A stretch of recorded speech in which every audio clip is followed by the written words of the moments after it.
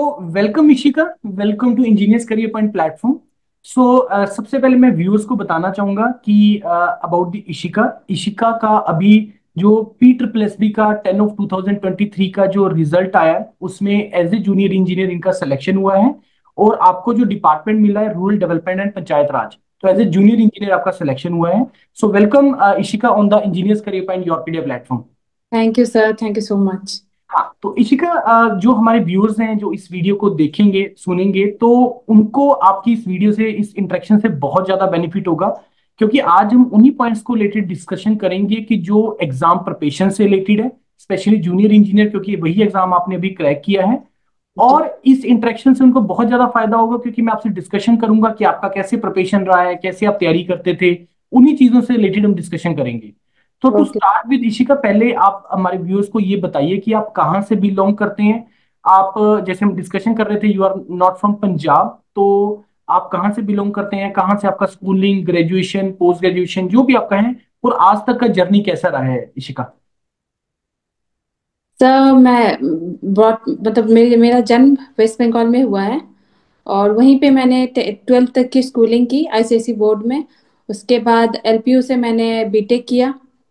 और after that वहीं से मेरी सिलेक्शंस हुई थी एसयूसीजी एलएनटी के जॉइंट वेंचर्स में, डीएमआरसी प्रोजेक्ट्स में। तो दिल्ली में मैंने 5 साल काम किया हुआ है। और उसके बाद 1 साल मैंने आदित्य बिरला ग्रुप में अल्ट्राटेक में एज असिस्टेंट मैनेजर जॉब किया है, पंजाब एरिया में। और उस तब वाइल वर्किंग अल्ट्राटेक में जब जॉब कर रही थी, तब पंजाब में मैंने देखे काफी वैकेंसीज आ रही थी।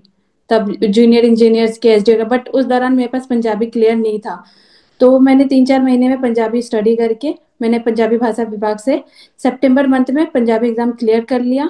और उसी दौरान लकीली एडवर्टाइजमेंट 10-6 काफी सारे नोटिफिकेशन आ भी गए।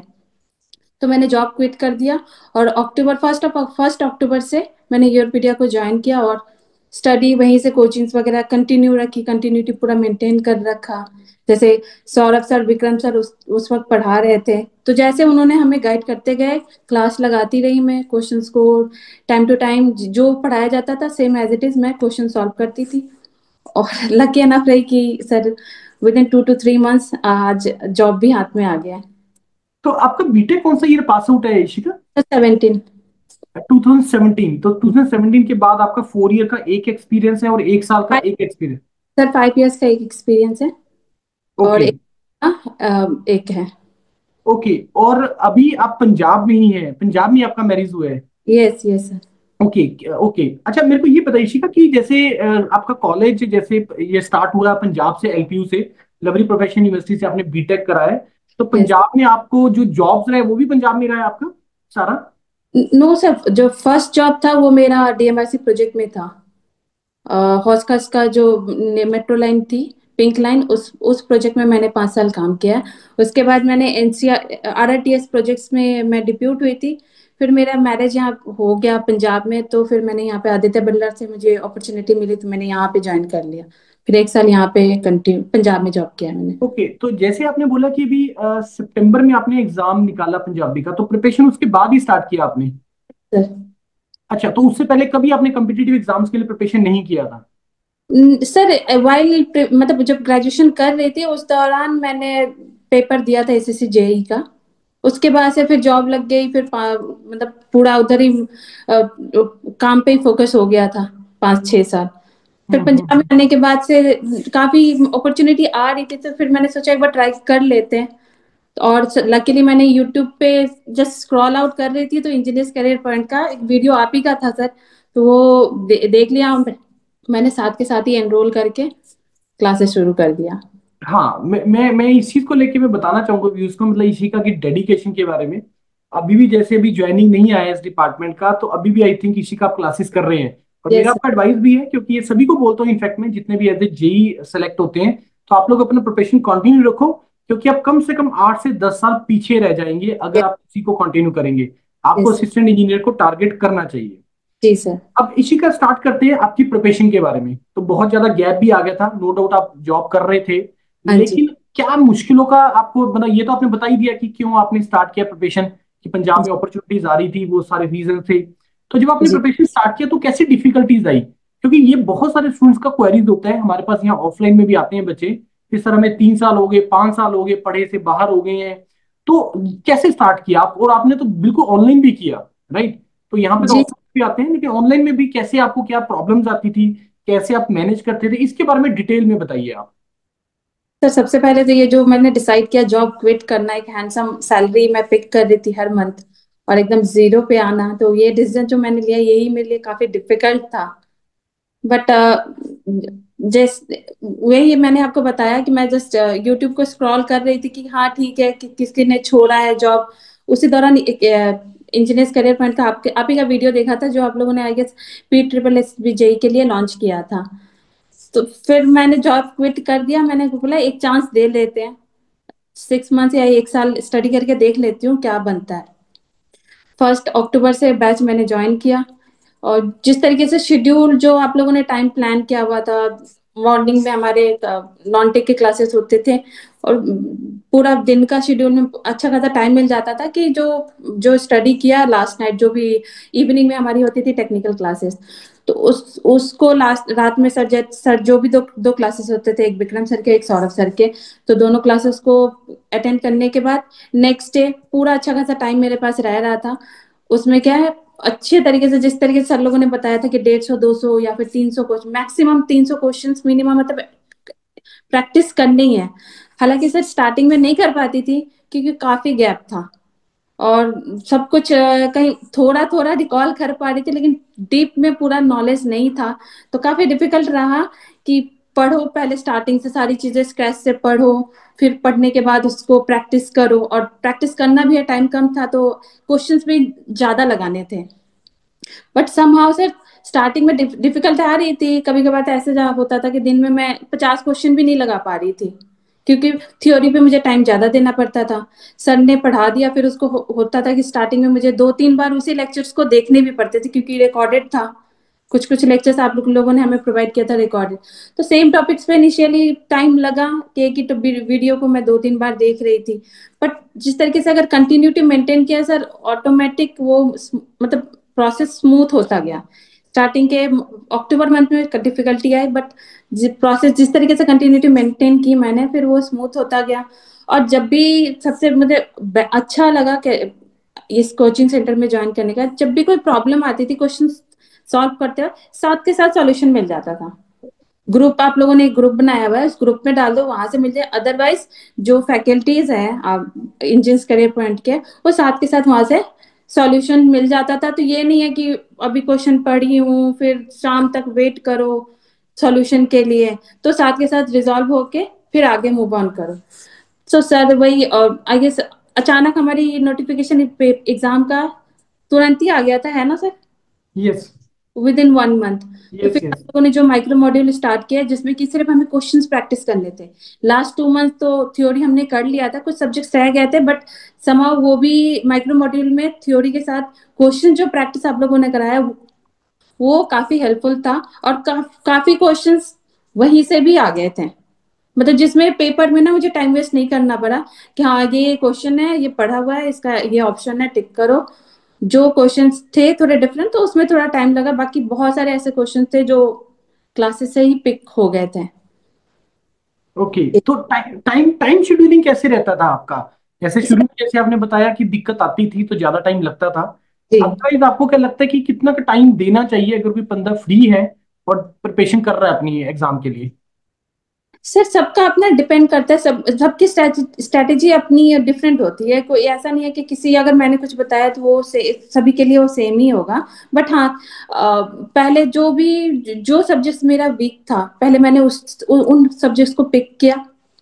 क्लासेस में जो चल रहे थे वो चल रहे थे, बाकी जो मेरे वीक थे साइमल्टेनियसली मैं काफी गैप था, तो ये तो नहीं था कि मैं पूरा मतलब मास्टर थी उन सब्जेक्ट में, बट ठीक है, समहाउ मैं अपने एग्जाम जो फॉर्मूलाज वगैरह थे वो थोड़ा बहुत देखती रही।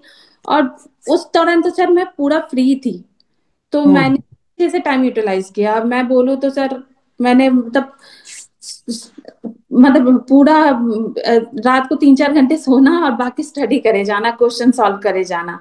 ठीक है, तो सर वो मेरी स्ट्रेटेजी थी, क्योंकि काफी गैप हो रखा था।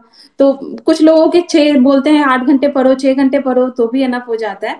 तो हाँ, कोई अगर साल 2 साल से स्टडी कर रहा है, उनकी बेस स्ट्रांग है, तो क्वेश्चंस लगाने हैं, तो हाँ उनके लिए 6 से 8 घंटे एनफ है। बट कोई स्क्रैच से शुरू कर रहा है, पेपर सामने है, तो फिर उनको पूरी डेडिकेशन के साथ जितना मैक्सिमम टाइम दे सकते हो उतना दो। और ये हम्म। नहीं है कि सिर्फ थ्योरी पढ़ना, questions max max to max questions लगाना। तो मेरा तो सर यही शेड्यूल था। सुबह आई गेस 7 बजे से हमारी करंट अफेयर्स की क्लास शुरू हो जाती थी।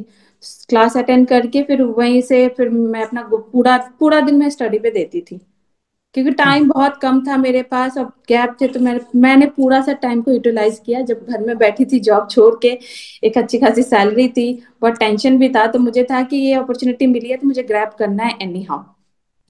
ये चीज तो देखो मैंने भी देखा है, ये चीज मैंने भी ऑब्जर्व की है। मतलब जो स्टूडेंट्स का सिलेक्शन होता है, जैसे हरियाणा में असिस्टेंट एनवायरमेंट इंजीनियर में सिलेक्शन हुए, जी सर। रैंक 1, रैंक 3, रैंक 4, 6, 7, ये they all are working, they all were working, उन्होंने जॉब के साथ साथ मैनेज किया है। नो जी सर। डाउट आप मतलब आपका एक चलो एक अलग रीजन है, आपने क्विट हम्म। किया। लेकिन हम्म। मैंने जो एक चीज ऑब्जर्व किया है कि जो जॉब कर रहे होते हैं ना, या जॉब जिन्होंने क्विट किया होता है, उनमें डिसिप्लिन बहुत ज्यादा होता है।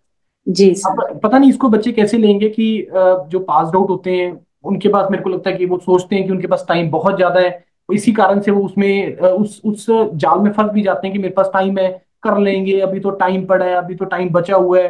तो वो उस चक्कर में जो है वो लॉस कर देते हैं। लेकिन ये जॉब करने वालों के साथ होता है कि उनके पास डिसिप्लिन, मैंने जो ऑब्जर्व किया, जो मैंने जो देखा है, डिसिप्लिन आप लोगों में ज्यादा होता है, और वहीं पे चांसेस भी बढ़ जाते हैं कि जी कैसे सर। टाइम को मैनेज करना है। आपने जॉब किया इतनी देर के लिए, एलएनटी में किया आपने जॉब, तो एलएनटी में मेरे को लग रहा है शायद 10 से 12 घंटे का पूरा जॉब का होता है। तो कैसे टाइम मैनेज करना है, किस तरीके से करना है, ये आप लोगों में ज्यादा होता है। थोड़ा उस वर्क के बारे में थोड़ा सा बताइए, एलएनटी में आपका किस तरीके से रहता था जॉब सर वगैरह। वो जॉइंट वेंचर था संघाई अर्बन कंस्ट्रक्शन ग्रुप और एलएनटी का। जो प्रोजेक्ट थी, चाइनीज कंपनी थी और एलएनटी के साथ मर्ज करके हम टनलिंग का जो, एक्चुअली मैं टनलिंग डिपार्टमेंट में थी, वहां पे मैं प्रोक्यूरमेंट प्लस बिलिंग का काम देखती थी। तो सर पता ही है सिविल वर्क इतना इजी नहीं होता है। टाइम तो उसका कहने के लिए 9 to 6 था। बट वो टाइम जब हम साइट पे, जब हमारी टनलिंग चलती थी, वो कभी कभार ऐसे होता था सुबह 8 बजे साइट पे गए हैं, तो फिर 8 बज गए, 10 बज गए, 11 हो गया, 12 हो गया। तो उसका कोई फिक्स नहीं था। साइट पे तो काम आ रहा है फिर करे जाओ। बट वही है हम्म। कि वहां से मतलब एक तो प्रेशर हैंडल करना हम सीख गए। सब मेन जो मैंने सीखा अपनी जर्नी में, वर्किंग लाइफ में, प्रेशर बहुत ज्यादा आता था, तो उस चीज को हैंडल करना। और जो जो जैसे सर आपने बताया कि हाँ, कॉलेज के बाद हम तैयारी करते थे, हमें लगता है बहुत टाइम है, बहुत टाइम है, वो थोड़ा सा लेजी वे में हम चले जाते हैं। बट कहीं ना कहीं ये अगर हम जॉब कर रहे हैं तो ये चीजें हमारे छोड़नी पड़ती है। हम्म। प्रेशर है और आपको टाइम मैनेजमेंट करना ही करना है। अगर टाइम को मैनेज करके आगे मूव ऑन नहीं करेंगे तो फिर तो काम आपका क्लब होता जाएगा, क्लब होता जाएगा। और सिविल वर्क में ये चीज पॉसिबल है नहीं। आया, आपको विद इन एन आवर और 2 आवर आपको उसको फिनिश करके आगे के काम को देखना है। तो सर वो काफी ज्यादा हेल्पफुल रहा मेरे लिए। और डिसीजन जो लिया मैंने क्विट करने का, वो भी काफी डिफिकल्ट रहा, क्योंकि अच्छा खासा मैं सैलरी अर्न कर रही थी और एक अच्छी पोजीशन पे मैं पहुंच गई थी 5 साल के बाद। मतलब स्टार्टिंग किया था काफी कम सैलरी से, बट और जीईटी से मैंने किया था शुरू। और 5 साल के बाद मैं एक अच्छी जगह पहुंच भी गई थी पोजीशन वाइज भी। पर ठीक है, मैंने चांस लिया और लकी एनफ मुझे मिल भी गया। लकी इनफ कि आपने फर्स्ट टाइम में क्लिक कर गया हो, जी सर, जी सर। फर्स्ट टाइम में क्लिक कर गया। अदरवाइज होता क्या है कि अगर वो चीजें ना क्लिक करे ना, एक फिर हम्म। प्रेशर क्रिएट हो जाता है। तो सर ये, लेकिन ये कि इसमें मैं क्लियरली देख रहा हूँ कि आपका हार्ड वर्क है। और जी आपका क्या, कोई भी हो मतलब अगर वो कोई भी हार्ड वर्क करेगा तो वो उसको डिविडेंड उसका मिलता है। चाहे वो बिल्कुल जल्दी मिल जाए, किसी को लेट मिलता है, किसी को जल्दी मिलता है, लेकिन मिल जाता है। मिल जाता तो है। इसका ये एग्जाम आपका हो गया था आई थिंक 20 और 21 जनवरी को शेड्यूल था, आई थिंक जी 24 में। जी जी सर। उसके बाद रिजल्ट इसका अब डिक्लेयर हुआ है। ड्यू हाँ टू जी। सम रीजन आई थिंक एक का तो रिजल्ट भी मतलब बीच में लटका हुआ है काम, दूसरे जी एडवर्टीजमेंट का। तो एडवर्टीजमेंट। तब से लेके आप अभी तक क्या कर रहे हैं, 1 साल हो गया ऑलमोस्ट। सर मैं क्लासेस लगा रही थी कंटिन्यू, जो कंटिन्यू। हाँ जी क्लासेस कंटिन्यू था। ओके। तो अभी अभी जो आने वाले जैसे एक्सपेक्टेड है इस साल में, पीडब्ल्यूडी की वैकेंसीज एक्सपेक्टेड है, उसको जी। भी आप टारगेट कर सकते हैं। असिस्टेंट एनवायरमेंट इंजीनियर की जॉब्स एक्सपेक्टेड है, उसको भी जी। आप टारगेट कर सकते हैं। नेक्स्ट ईयर एक्सपेक्टेड है एक कॉमन रिक्रूटमेंट आएगा, उसको भी आप लोग टारगेट कर सकते हैं। तो रिक्रूटमेंट बहुत आनी है क्योंकि इलेक्शन है 2027 में, तो आप हाँ उसको जी। टारगेट कर सकते हैं। जी सर, बिल्कुल। हाँ, जैसे इशिका आपने एक साइकिल पूरा कंप्लीट किया प्रोफेशन का, हम्म। तो मैं आपसे ये पूछना चाहूंगा कि वो स्टूडेंट जब मान लो सपोज कोई प्रोफेशन अपना स्टार्ट कर रहे हैं, राइट, जो अपना प्रोफेशन स्टार्ट कर रहे हैं, तो आप उनको क्या एडवाइस देना चाहते हैं कि आप अपनी प्रोफेशन को कैसे स्टार्ट करो, क्या किन चीजों का ध्यान रखना होता है आपको प्रोफेशन करते हुए, ये इसके बारे में थोड़ा बताइए। सबसे पहले सर जो प्रिपरेशन स्टार्ट करते हैं तो मन में बहुत डाउट आता है कि जो टाइम लगा रहे हैं फ्रूटफुल होगा या नहीं, जॉब लगेगी या नहीं। तो सबसे पहले ये सोच को ना हमें पीछे छोड़ देना चाहिए, क्योंकि वो जहाँ पे हमने अगर एम्बिग्यूटी दिमाग में डाल लिया होगा कि नहीं होगा, तो फिर वो ना मोशन बन पाता है ना कंटिन्यूटी बन पाती है। मैं अपने खुद के एक्सपीरियंस के अकॉर्डिंग बता रही हूँ।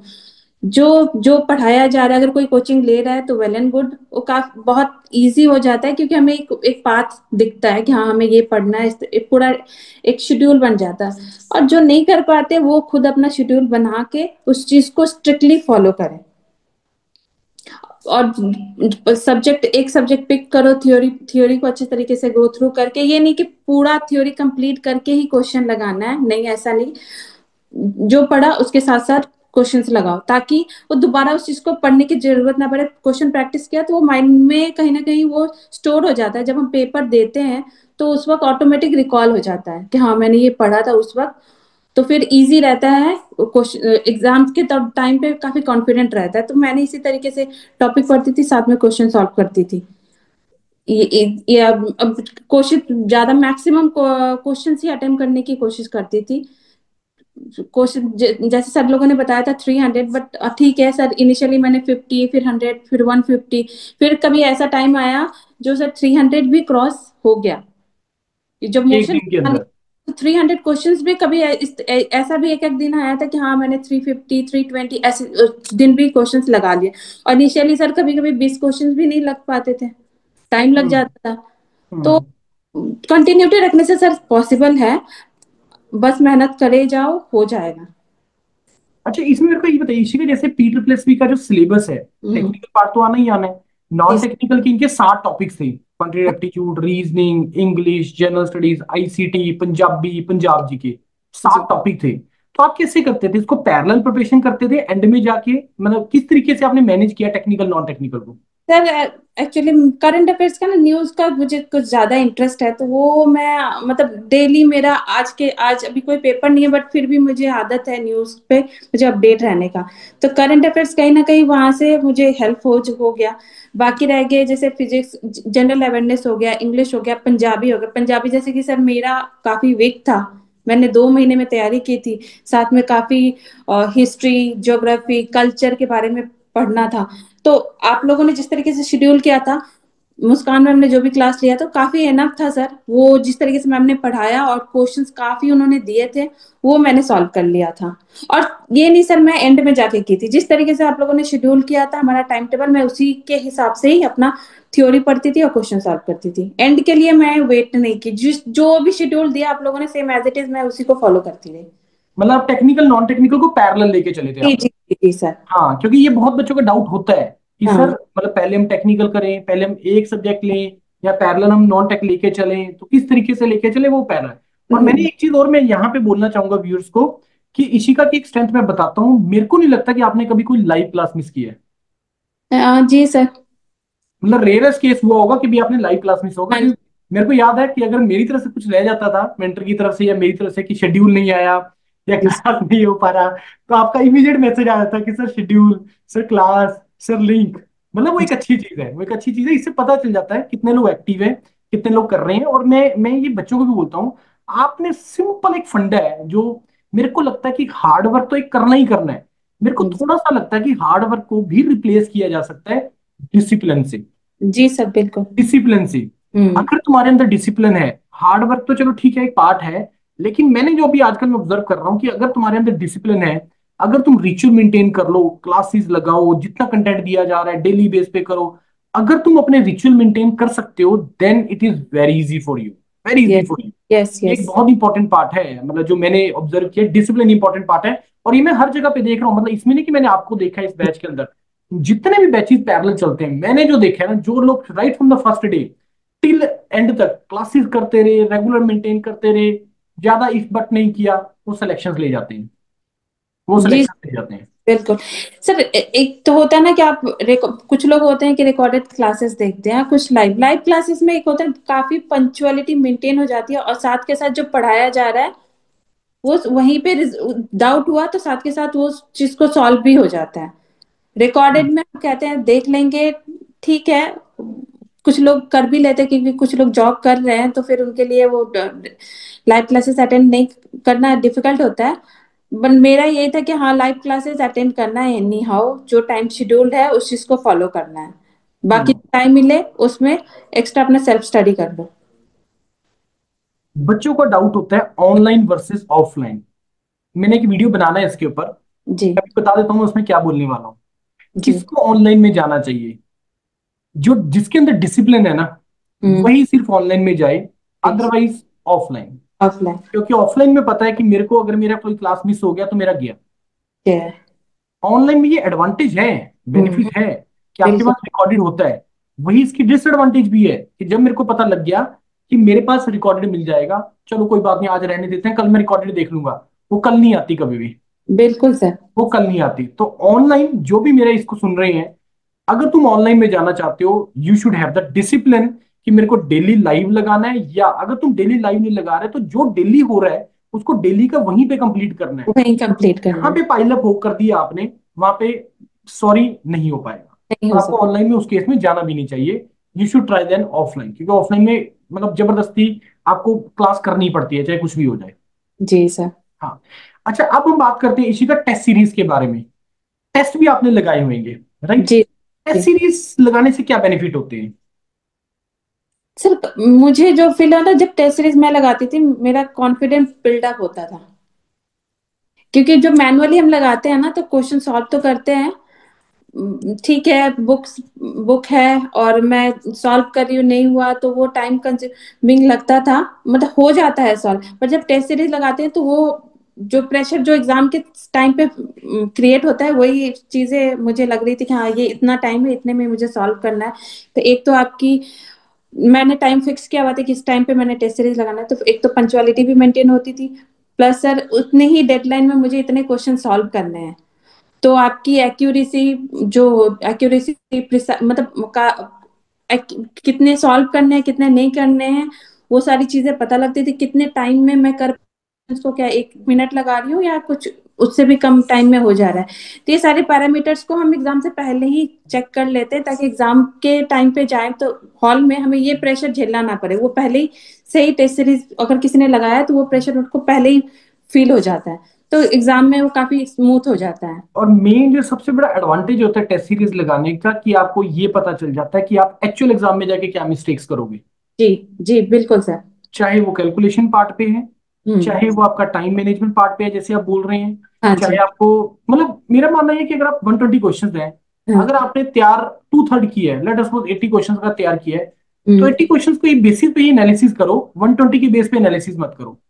अगर आप 100% रेडी करके जा रहे हो तो 120 बेस पे करो, अगर तुम हम्म। 80% प्रिपेयर करके जा रहे हो तो उसके बेस पे एनालिसिस करो। और बिल्कुल सर। ये आइडेंटिफाई करो कि तुम लोग भाई मिस्टेक्स कहाँ पे कर रहे हो, कैलकुलेशन पार्ट पे, कंसेप्ट पार्ट पे, टाइम मैनेजमेंट पार्ट पे कहाँ पे मिस्टेक हो रही है। That is the most important thing which you learn from the test series. तो टेस्ट बिल सीरीज का एडवांटेज होती है उस चीज की। जी जी जी बिल्कुल सर। हाँ। तो in the end Ishika, last question आपसे है, कोई लास्ट व्यूअर्स को कुछ अपनी तरफ से कुछ एडवाइस या कुछ बताना चाहो आप इशिका? सर बस लास्ट में मैं यही कहना चाहती हूँ, अगर कोई डिसीजन लिया है कि गवर्नमेंट जॉब में तैयारी करनी है तो जस्ट गो फॉर इट। जिस दिन से बुक खोला पूरा 100% अपना एफर्ट दो। अगर कोई कोचिंग सेंटर को ज्वाइन किया है, अगर इंजीनियर्स करियर पॉइंट को ज्वाइन किया है तो पैरेलली काफी हेल्प मिल जाता है, जो मेरी जर्नी में काफी स्मूथ रहा। मैंने देखा है बहुत लोग कोचिंग सेंटर करते हैं बट वो हेल्प नहीं मिल पाती, बट मेरे लिए काफी स्मूथ रहा, मुझे जो प्रॉब्लम आई साथ के साथ रिजॉल्व होता गया। और